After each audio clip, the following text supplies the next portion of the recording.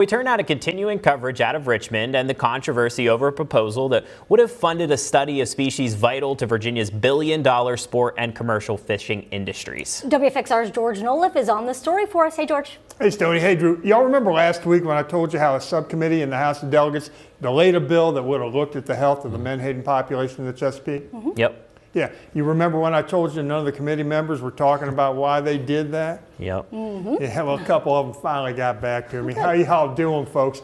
More on what I was told in a minute, but first, a little background. The fish in question is the Menhaden. It's important because practically everything in the Chesapeake Bay eats it. We're talking fish like striped bass, red drum, sea trout, plus birds like ospreys, and mammals like dolphins and whales. And conservation and fishing groups have been critical of industrial-scale Menhaden harvest in the Chesapeake by a company called Omega Protein.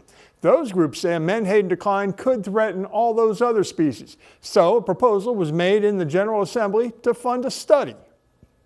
It's been moved and seconded that we continue HB 19 to the 2025 session. Thank you, Mr. Chairman. Thank you. All those in favor? Aye. All right. That's what lawmakers putting that study on the back burner sounds like. No debate, no witnesses, just a voice vote, and boom.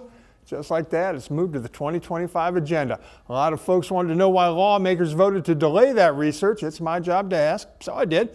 After 4 days, I finally heard from Delegates Betsy Carr of Richmond and Luke Torian of Prince William. Now, Delegate Carr told me she co-paid for the bill, thought it was a good idea. In fact, she called the research necessary. She suggested it was delayed because of lobbying by Omega Protein. Quoting Delegate Carr, "I don't know how it went down if they didn't lobby." Now, I checked with Omega Protein. The response I got today was no one asked a member of the General Assembly to kill HB 19. The company was part of a stakeholder group that had reached agreement last fall about moving the study forward, but Omega says it never took a position because it still had questions about the study.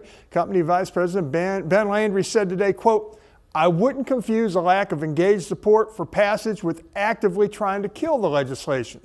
Now, the response I got from Delegate Torian, he chairs the study subcommittee, kind of interesting. It reads in part, Delegate Torian values feedback from his constituents and benefits when they highlight crucial issues for him. Essentially, he and his staff sent me a constituent response form letter. Now, I responded to it to reiterate that I'm a journalist looking for comment and not a constituent. I'm still waiting to hear back. Now, I think it's important to note that there wasn't one vote voiced in opposition to the delay, and that both Democrats and Republicans sit on that committee. One of the Republicans is from our area, Delegate Terry Austin of Buchanan. I've called and emailed him too. Still haven't heard from him yet either.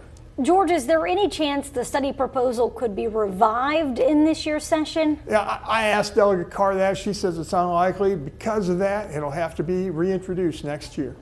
All right, George, we know you'll be keeping an eye on this for us. Thank you.